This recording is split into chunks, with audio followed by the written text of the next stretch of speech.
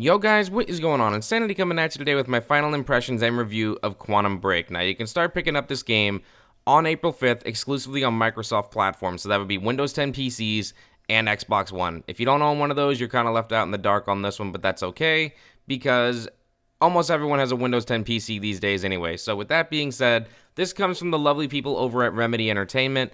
They're the masterminds that brought us games such as like Max Payne, Alan Wake, and both of those games are unique and wonderful experiences in their own right for being amazing storytelling experiences along with unique third-person shooter experiences. And this game really blends those two games together unlike anything we've ever seen before. Now, this game is a mixture of what Alan Wake did with their television series experiment, how they tried to have a much more visual experience, trying to blend the game world and make you more a part of it with their little TV experiment. But this game, it's all about playing as Jack Joyce, running around, getting these unique abilities such as like time stop, time dodge, time shield, time blast, all these different things to try and make you feel like the ultimate superhero. And it's kind of funny how the guy that voices this dude was an X-Men character, so for him to have all these abilities, you're just kind of like, hey, I'm in the X-Men, and there's actually a little statement in the actual game that kind of refers to that or whatever. But no spoilers, no teasers, none of that big stuff. But I will say this, for those of you out there that are looking to play this game with huge hope of Alan Wake 2 making a huge return in the coming future. Now, the Remedy hasn't really said anything, but I think they're going to use this as a marketing ploy to try and figure out what people are thinking. Do they really want Alan Wake 2? Because there is hints of the Alan Wake universe all in this game, whether it be books for you to collect, stuff written on chalkboards, a video really showcasing with the words return, and it's all Alan Wake's voice the entire time. But that's for another video at another time. We're talking about the gameplay experience, what you should feel. The shooting feels like old school Max Payne.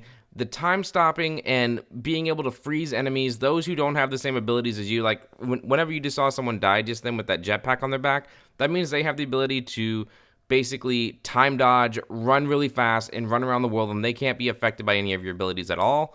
But the crazy thing is how much the world changes while you're playing this game.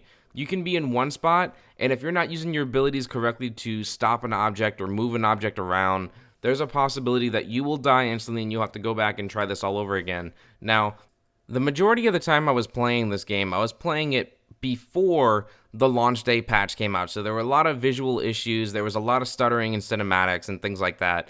But I really do have a feeling that based on what they were telling us before the embargo was up, that there will be a patch before the launch day comes out so that everyone's going to have a much more smoother experience. It's going to update the HUD a little bit and things like that. So congrats to all of you. If you were having any of these issues while you were making a review, you're not going to have that problem when you play the real game come April 5th.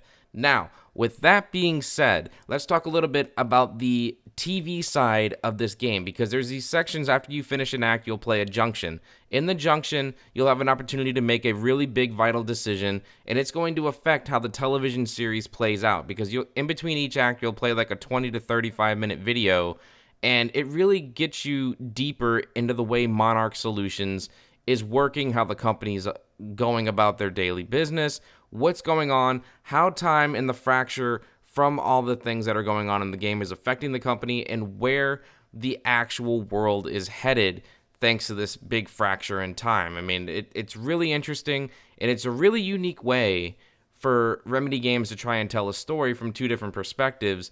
While you're playing 90% of the game as Jack Joyce, all the junctures are made while playing as Paul from Monarch Solutions. So it's really interesting to see both sides of the story and told in two totally different ways, because they each have an agenda. They each want to try and do something great for mankind, and they're just both trying to do it in two totally different directions. One might be right, one might be wrong.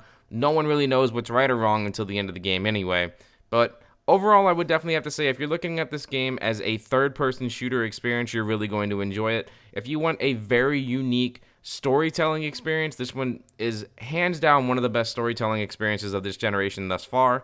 And overall, the gunplay, they're really lacking in the amount of weapons you get to use throughout the games. And one of my biggest complaints throughout my entire gameplay experience, because I managed to play it all the way through on normal, and then I wanted to go back through and play some of the other chapters to get some more footage for you guys for this review, I wasn't able to take any of my stuff, any of my abilities that I unlocked, and move them to an earlier act or an earlier chapter as you unlock them in the game, that's when you get to use them. So if you're looking to try and do something like a new game plus, that's non-existing in this game, and that's really upsetting because it would have been really cool to run through on hard or whatever with more abilities straight from the start, so it feels like you have a much more fighting chance, because there are some situations that are pretty tough, and to have more abilities at your disposal to be able to use in your arsenal, you're going to be a 10 times better player, and it's going to make the gameplay experience just that much better.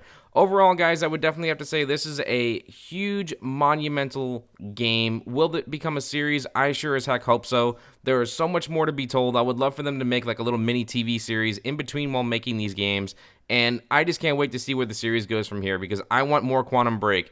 I'm Insanity, guys. I'm giving this game an 8.5 out of 10. Pick it up on April 5th, exclusively on Microsoft platforms. I'm out. I'm Insanity. Sub and like, and I'll catch you next time. Down. How many?